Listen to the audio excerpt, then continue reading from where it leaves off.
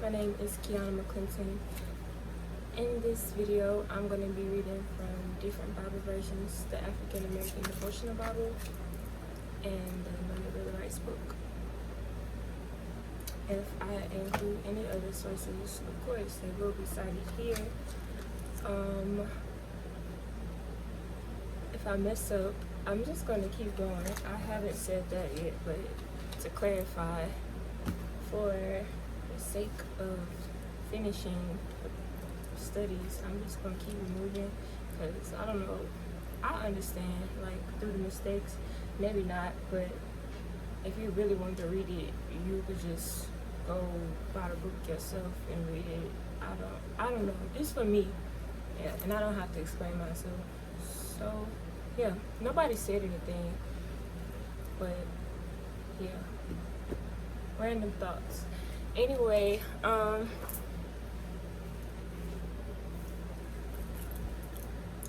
sorry if I offend anybody, but I'm about to start, so yeah.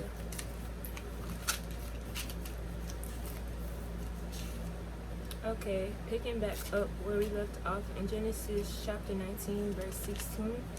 And while he lingered, the man laid hold upon his hand, and upon the hand of his wife, and upon the hand of his two daughters, the Lord being merciful unto him, and they brought him forth, and set him without the city. Verse 17, and it came to pass, when they had brought him forth abroad, that he said, Escape for thy life, look not behind thee, neither stay thou in all the plain. Escape to the mountain, lest thou be consumed. And Lot said unto them, O not so, my Lord. That was verse 18. Verse 19, Behold now, the servant hath found grace in thy sight, and thou hast magnified thy mercy, which thou hast shown unto me in saving my life. And I cannot escape to the mountain, lest some evil take me, and I die. Verse 20, Behold now, the city is near to flee unto, and it is a little one. Oh, let me escape thither. Is it not a little one, and my soul shall live? Verse 21, and he said unto him, See, I have accepted thee concerning this thing also, that I will not overthrow the city for thee which thou hast spoken. Verse 22, Haste thee, escape thither, for I cannot do anything till thou be come thither. Therefore the name of the city was called Zoar. Verse 23, the sun was risen upon the earth when Lot entered into Zoar. Verse 24, the Lord rained upon Sodom and upon Gomorrah brimstone and fire from the Lord out of heaven. Verse 25, and he overthrew those cities and all the plain and all the inhabitants of the cities and that which grew upon the ground. Verse 26, but his wife looked back from behind him, and she became a pillar of salt.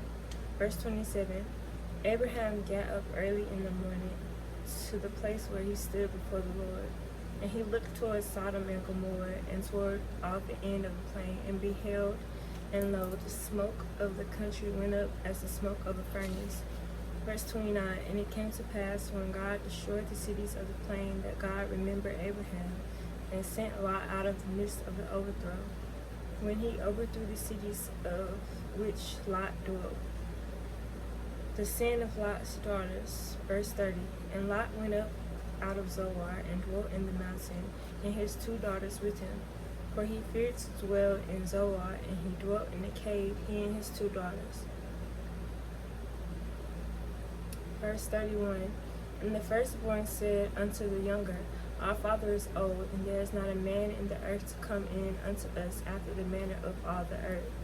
Verse 32, Come, let us make our father drink wine, and we will lie with him, that we may preserve the seed of our father.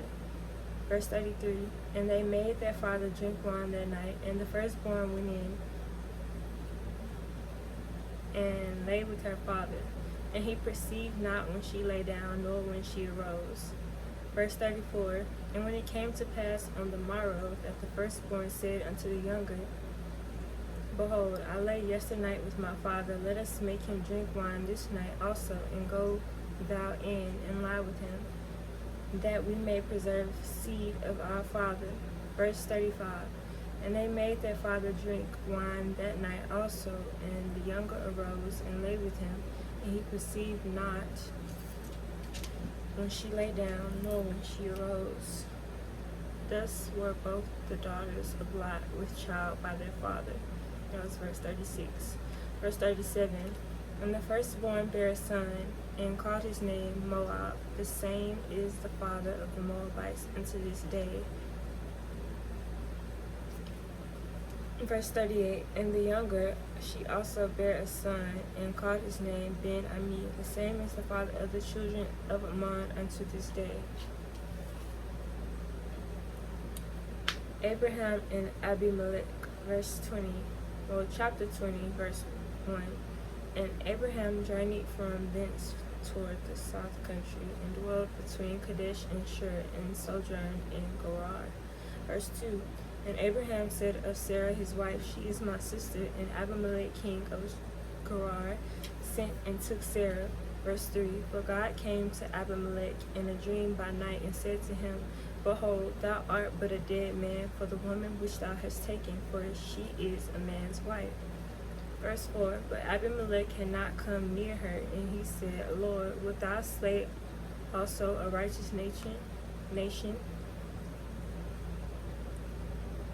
Verse 5. Said he not unto me, She is my sister, and she, even she herself said, He is my brother. In the integrity of my heart and the innocency of my hands have I done this. Verse 6. And God said unto him in a dream, Yeah, I know that thou didst this in the integrity of thy heart, for I also withheld thee from sinning against me. Therefore suffered I thee not to touch her. Verse 7. Now therefore restore the man his wife, for he is a prophet, and he shall pray for thee, and thou shalt live. And if thou restore her not, know thou that thou shalt surely die, thou and all that are thine. Verse 8. Therefore Abimelech rose early in the morning, and called all his servants, and told all these things in their ears, and the men were sore afraid. Verse 9. Then Abimelech called Abraham, and said unto him, What hast thou done unto us, and what have I offended thee, that thou hast brought on me and on my kingdom a great sin? Thou hast done deeds unto me that ought not to be done. Verse 10. And Abimelech said unto Abraham, What sawest thou that thou hast done this thing? Verse 11. And Abraham said, Because I thought, surely the fear of God is not in this place, and they will slay me for my wife's sake. Verse 12. And yet indeed she is my sister. She is the daughter of my father, but not the daughter of my mother, and she became my wife. Verse 13. And it came to pass, when God caused me to wander from my father's house, that I said unto her, This is thy kindness which thou shalt show unto me at every place whither we shall come. Say of me, He is my brother. Verse 14. And Abimelech took sheep and oxen and men servants and women servants, and gave them unto Abraham, and restored him Sarah his wife.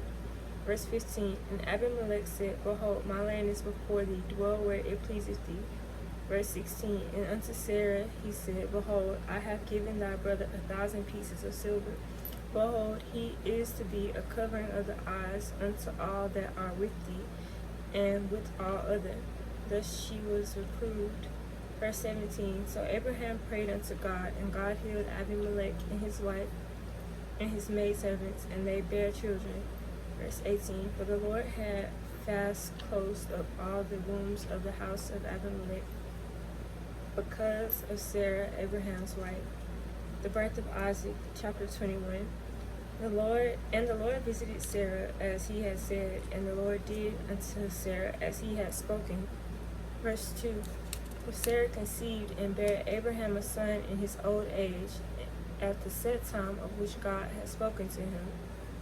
Verse 3. And Abraham called the name of his son that was born unto him, whom Sarah bare to him, Isaac. Verse 4. And Abraham circumcised his son Isaac, being 8 days old, as God had commanded him. Verse 5. And Abraham was 100 years old when his son Isaac was born unto him. Verse 6. And Sarah said, God hath made me to laugh, so that all that hear will laugh with me. Verse 7. And she said, Who would have said unto Abraham that Sarah should have given children suck? For I have borne him a son in his old age. Hagar and Ishmael cast out. Verse 8. And the child grew and was weaned. And Abraham made a great feast the same day that Isaac was weaned. Verse 9. And Sarah saw the son of Hagar the Egyptian, which she had borne unto Abraham, mocking. Verse 10. Wherefore she said unto Abraham, Cast out this bondwoman and her son, for the son of this bondwoman shall not be heir with my son, even with Isaac. Verse 11. And the thing was very grievous in Abraham's sight because of his son. Verse 12. And God said unto Abraham, Let it not be grievous in thy sight because of the lad, and because of thy bondwoman, and all that Sarah hath said unto thee. Hearken unto her voice, for in Isaac shall thy seed be called. Verse 13.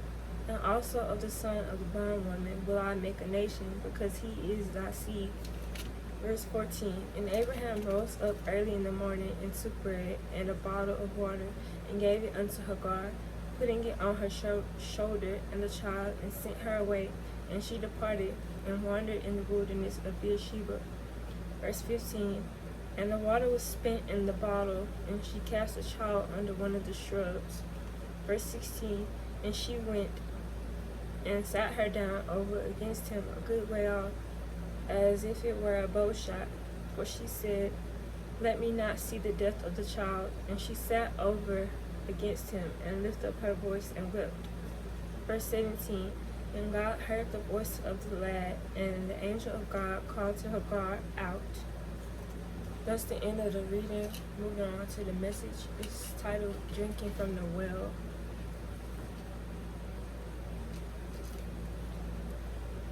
Let the one who now weeps before the Lord be aware that there are angels nearby, listening, calling, protecting, encouraging. Let the one who now weeps before the Lord be aware that the borders of Beersheba are just a morning away. We who now weep before the Lord because of the sins committed against our bodies, rape, molestation, incest, racism, poverty, warfare, violence, pray to understand the collaboration of providence and volition. Hagaric controversies brood over us like storm clouds soaked in the turbulence of unremembered covenants. Why must the wounded heal the nations? What does it mean to be chosen for rejection? How shall we regard the violations of our oppressor's church?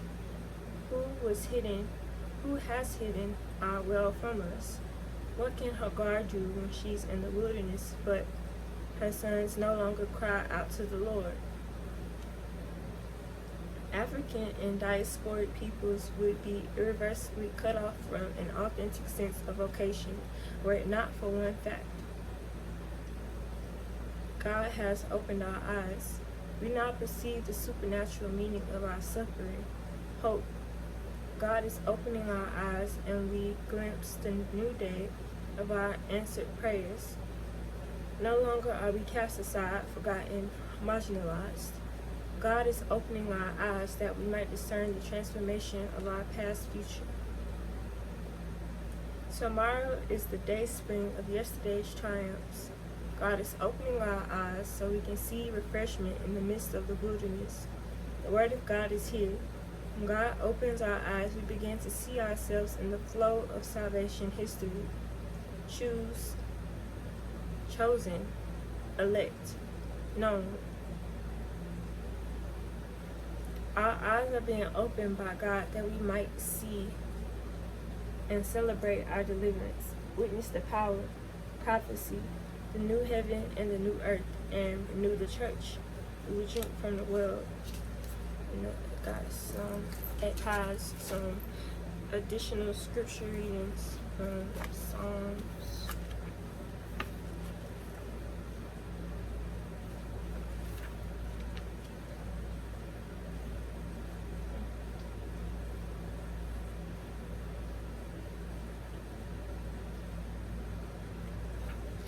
Psalms chapter 27, verse 13.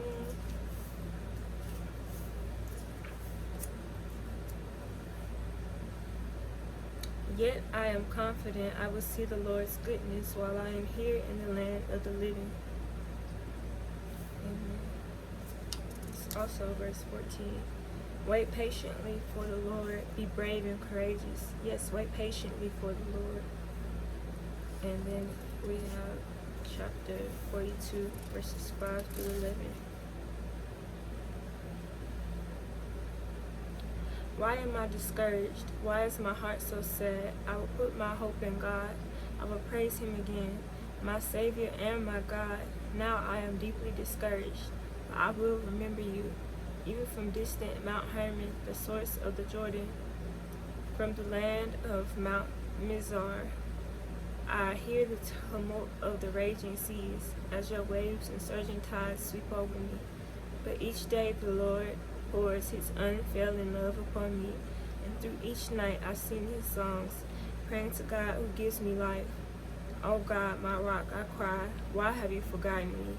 Why must I wander around in grief, oppressed by my enemies? The taunts break my bones. They scoff, where is this God of yours? Why am I discouraged? Why is my heart so sad? I will put my hope in God. That is the reading and the message for this video. Moving on to the Know Your Bill of Rights book. Yeah.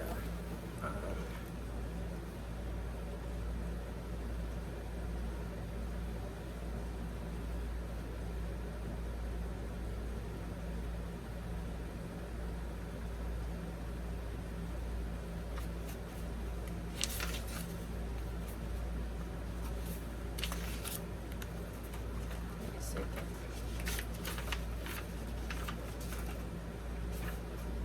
1, 2, 3, 4, 5, 6, 7, 8, 15.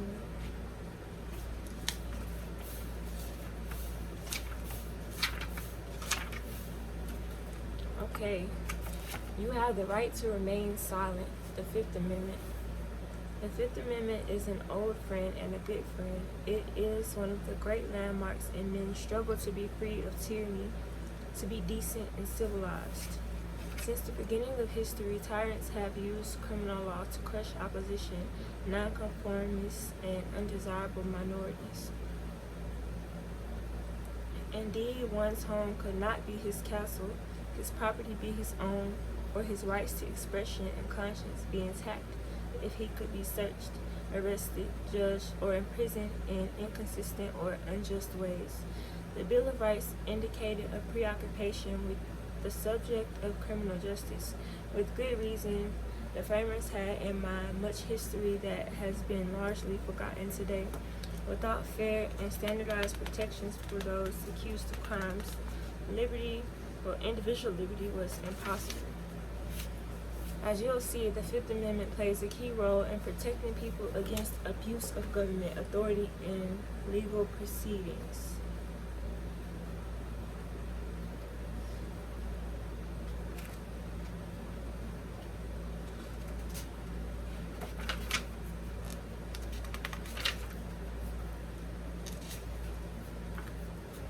The keywords of the Fifth Amendment: capital, involving or bringing about punishment by death; infamous, punishable by several measures such as death, long imprisonment, or loss of rights; subject to cause to undergo the action of something specified; compel, to drive, urge, or force by physical, legal, social, or moral means; liberty, freedom from restraint or control regarding one's body, actions, or mind; deprive, to take something away from somebody; due, meeting all the necessary requirements and thus proper and appropriate to the situation.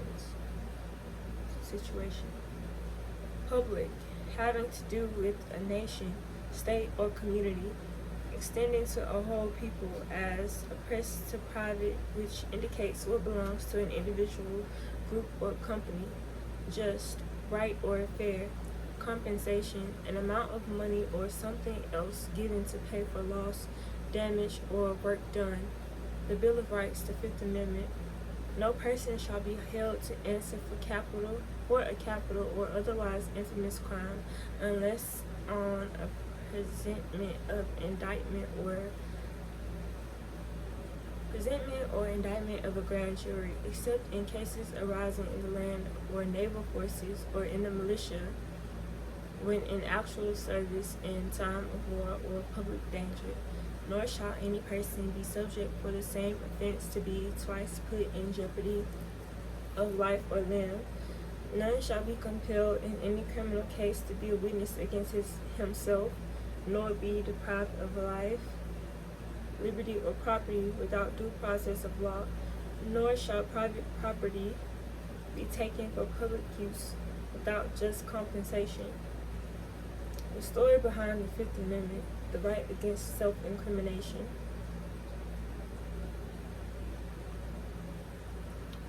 As Justice Felix Frankfurter said, the privilege against self-incrimination is a specific provision of which it is peculiarly true that a page of history is worth peculiarly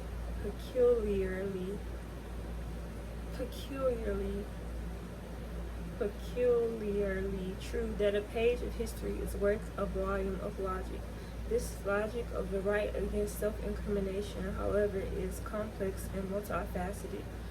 American versions of the right derive mainly from the common law system of justice inherited from England.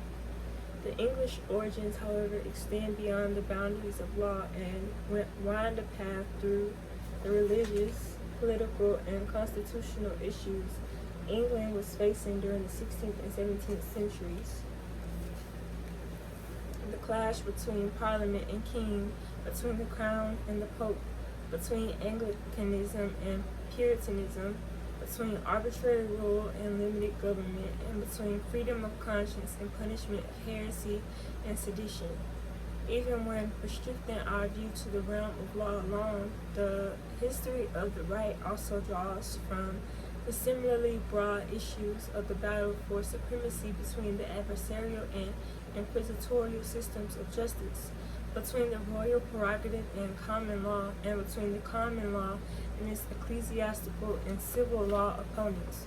The right's origin can be traced back to the use of the common law's accusatory system and of rival systems that follow inquisitorial procedures. Toward the end of the 16th century, all criminal courts in England regularly sought to compel self-incriminatory disclosures from those suspected of or charged with the commission of a crime. Despite this and other harsh procedures, the accusatory system was fairer than the inquisitional system, which was a hopeless travesty of justice that commonly meant a trial based on mere rumor or suspicion. The oath ex officio, secrecy, lack of confrontation with accusers, confessions coerced by torture, and magistrates that paradoxically were to accuse and prosecute while acting as the judge, abandon all hope, ye who enter here, summed up the chances of a person accused under inquisitorial procedures. These draconian judicial methods were introduced by English ecclesiastical courts as an efficient way to deal with heresy. Persons were merely suspected of heretical opinions, seditious books, or conspiracies, and summoned before the court of high commission without any knowledge of the accusation against them or who their accusers were. They were then denied due process of law as dictated by common law and required to take an oath to truthfully answer all questions that would seek to prove guilt for crimes still uncharged and undisclosed. A refusal to take the oath or to answer inquiries meant a sentence for contempt and an invitation for Star Chamber proceedings, while truthful responses to questions often meant conviction of religious or political crimes and coercion to supply evidence against accomplices. To take the oath and lie was to sin against the scriptures and to open one to conviction for perjury. Puritan Puritan common lawyers developed a courageous argument against such gross violations of due process, and it was that such an oath, although approved by the sovereign, was unconstitutional because it violated the Magna Carta, which limited even the royal prerogative. This argument was one of the first to hold up the Magna Carta as the icon and source of English constitutional freedom. A later generation carried this torch and claimed that by the statutes of the Magna Carta, for a man to accuse himself was and is utterly inhibited. In support of the belief that one is not obligated to answer all questions, even after being accused of a crime, a deep hostility was growing between the systems of common law and canon law, and in the 1630s, the High Commission and the Star Chamber, which used similarly inquisitorial procedures, had reached the height of their powers. But in 1637, Puritan dissident John Lilburne refused the oath. His opposition, I gotta drink some water. I thought about it, I was about to read, but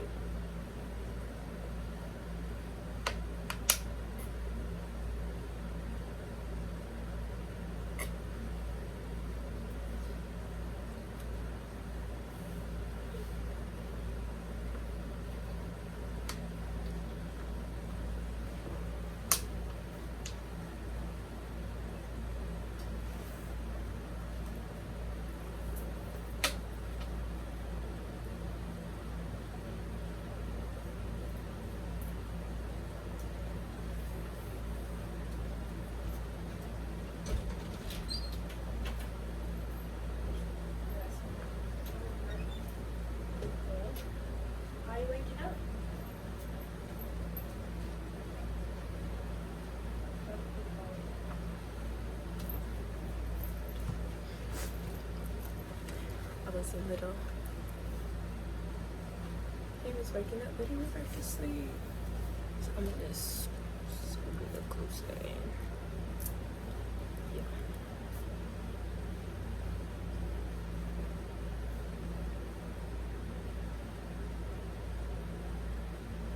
Common law courts, however, continue to bully witnesses into answering incriminating questions.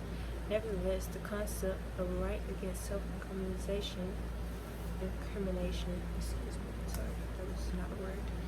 incrimination was securely installed in the writings of Coke.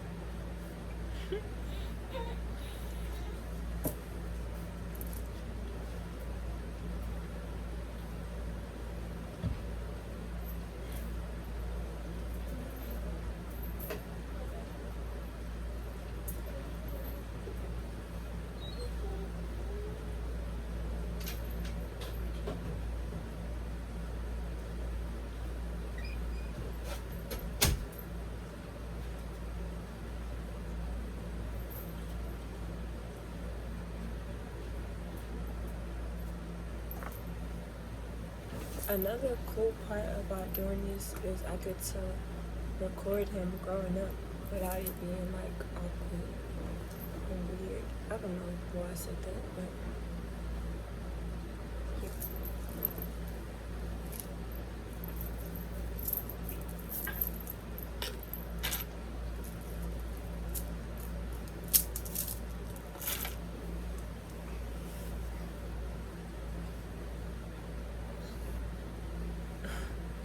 It's me and you, June 27th, 2024 at, I don't know what time it is. Are you still sleepy?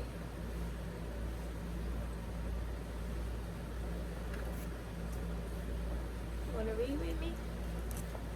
I think I'm almost done.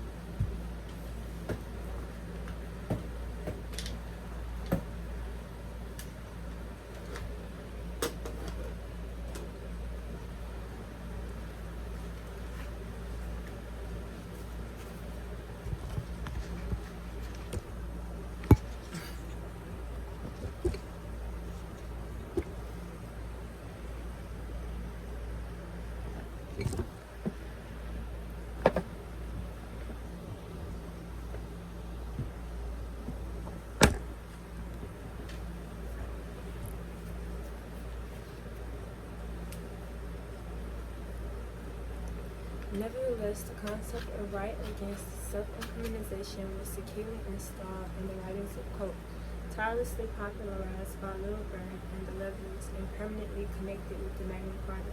By the early 18th century, the criminally accused were treated fairer than ever before in England. Coercing prisoners for answers had died out. They were no longer put on the stand to face interrogation, and they had no obligation to answer incriminating questions. In his Law of Evidence in 1756, Lord Chief Baron Geoffrey Gilbert wrote that while a confession is the best evidence of guilt, this confession must be voluntary and without compulsion, for our law will not force any man to accuse himself. And in this we do certainly follow that law of nature, which commands self-preservation. With the development of this right came other procedures that installed fairness for the criminally accused.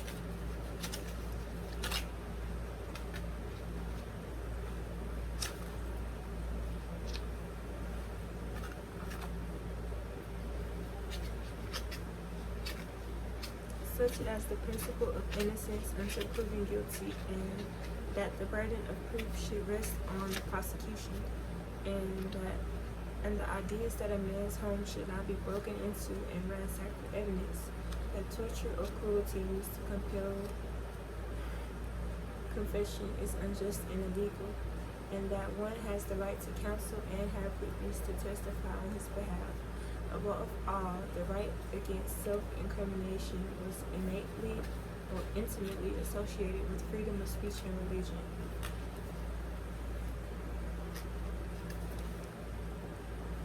And it was originated by those who were convicted of religious crimes such as heresy, schism, and nonconformity, and later of political crimes such as treason, seditious libel, and violation of parliamentary privilege.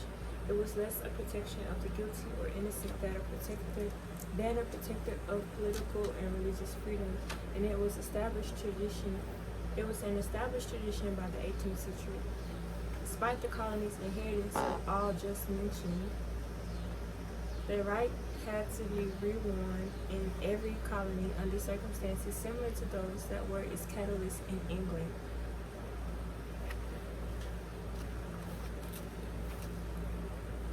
In the middle of the 17th century, many citizens of the colonies, faced with inquisitorial tactics of the prerogative court of the governor and council, refused to answer incriminatory inquiries in cases dealing with political affairs. As American law incorporated more English common law and the American legal profession grew in size, competence, and importance, Americans came to recognize the right. When James Madison proposed his amendments that became the Bill of Rights, no other state had a self-incrimination clause worded as generously as his. No person shall be subject, except in cases of impeachment, to more than one punishment or trial for the same offense. Nor shall he be compelled to witness against himself, nor be deprived of life, liberty, or property where it may be necessary for public use, without a just compensation. Madison's proposal applied to civil and criminal proceedings in theory to any stage of a legal investigation, whether an initial examination in a criminal case or the giving of a deposition in a civil one. It applied to any governmental inquiry, not just judicial proceedings. The statement that nobody shall be compelled to be a witness against himself also protected one from being forced.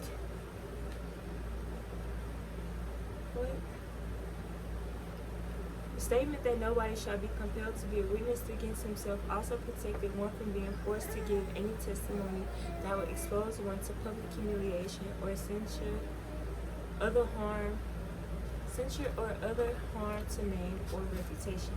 Madison's proposal also protected witnesses who were called to give testimony for either party, in that they could not be compelled to give testimony that might open them to criminal prosecution or other civil penalties. In drafting this amendment, Madison went beyond the recommendations of the states to provide very broad application. George Mason, however, desires credit for constitutionalizing the Old English rule that a person cannot be compelled to give evidence against himself.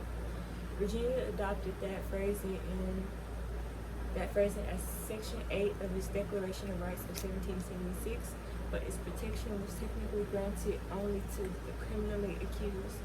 In actual practice, however, Virginia's courts extended the right against self-incrimination to embrace all stages of equity and common law proceedings, and also allowed witnesses and defendants to invoke the right. If one's disclosures at any stage of any legal proceeding could make him liable to legal penalty, he could call on this right to silence. He could also invoke the right if his disclosures could not lead to prosecution but to infamy and disgrace, shielding him from public defamation. Other states modeled their own declarations of rights after Virginia's, and it served as a foundation of the Bill of Rights itself, making it one of America's most influential constitutional documents.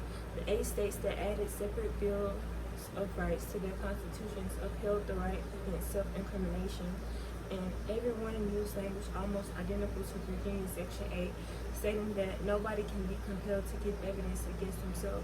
In opposition to a provision of the Judiciary Act of 1789, Senator William McClay of Pennsylvania asserted that extorting evidence from any person was a species of torture.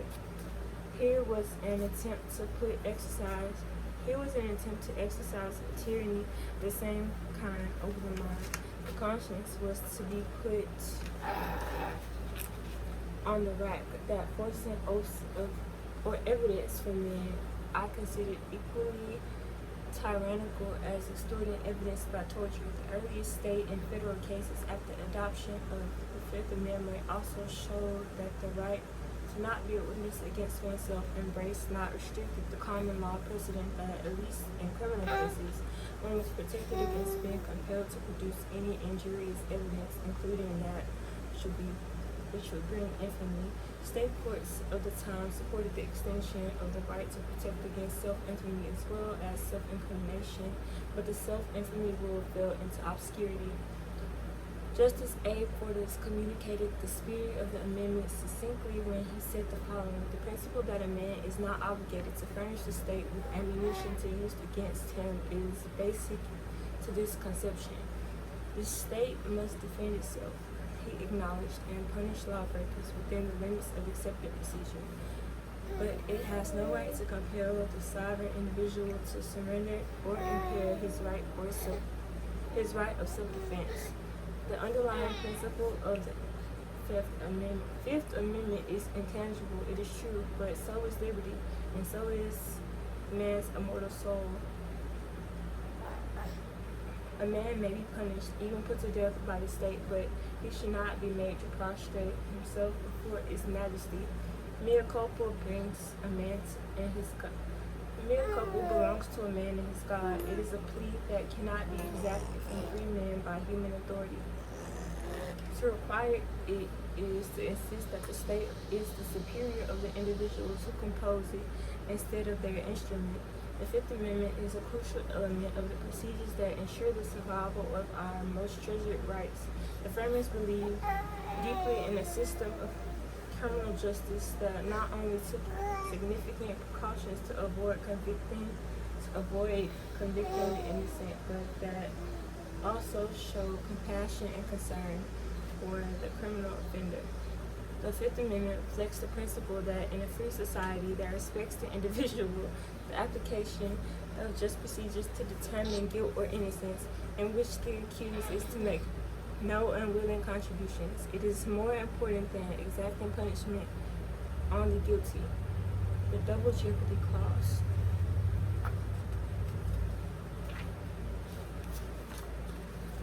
The legal principle that a person should not be tried more than once for the same offense can be found in early legal systems, including Roman, Talmudic, and canon law.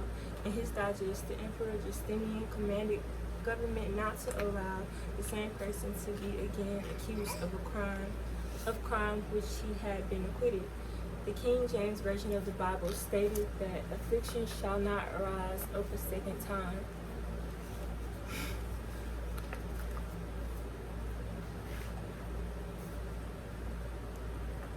Since the time of Coke, the idea of double jeopardy in England had been primarily connected with criminal cases, and it allowed a defendant to plead that because he had been tried previously for the same offense, he was immune from further prosecution for it. Regardless of whether he was previously acquitted or convicted, it was illegal to try him again for the same crime. In the case of 1696, the King's Bench, England's highest criminal court, affirmed the right when it acquitted defendants charged with larceny because they had been acquitted of earlier charges of breaking and entering for the same crime. Though they faced different charges than before, the court's ruling said the defendants could not be indicted for larceny or on any charge for the same fact or deed. Sir William Blackstone, in his commentary, summarized the matter when he asserted that the plea of previous acquittal was grounded on the universal maxim of the common law of England, and that no man is to be brought into jeopardy of his life more than once for the same offense. In Coke and Blackstone, the right against double jeopardy applied only to felony cases, but a maxim became popular that interpreted the right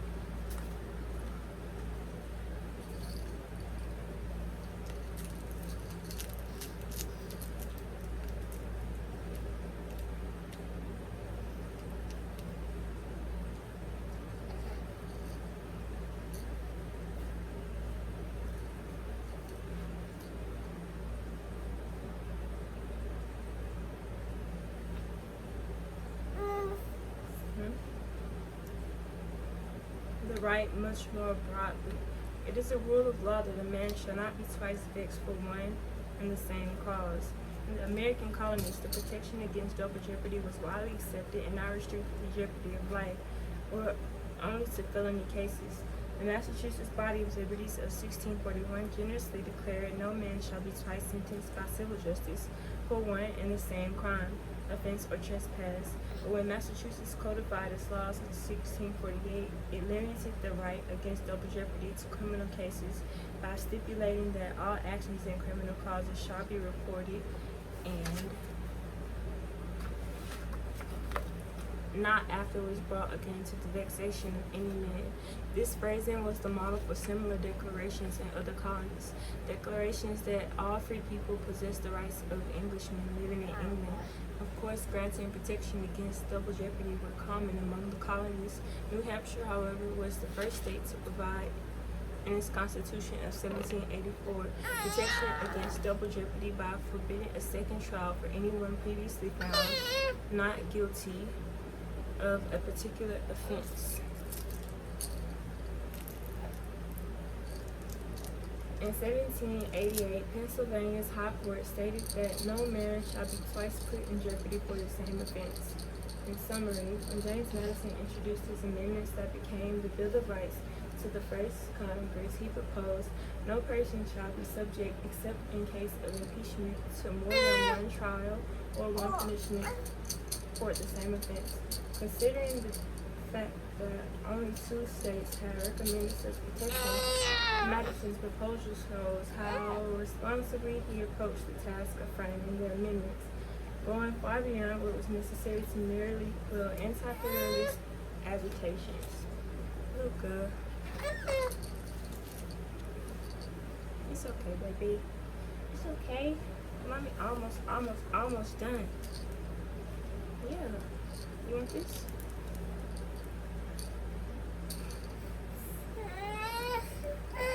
No. Look.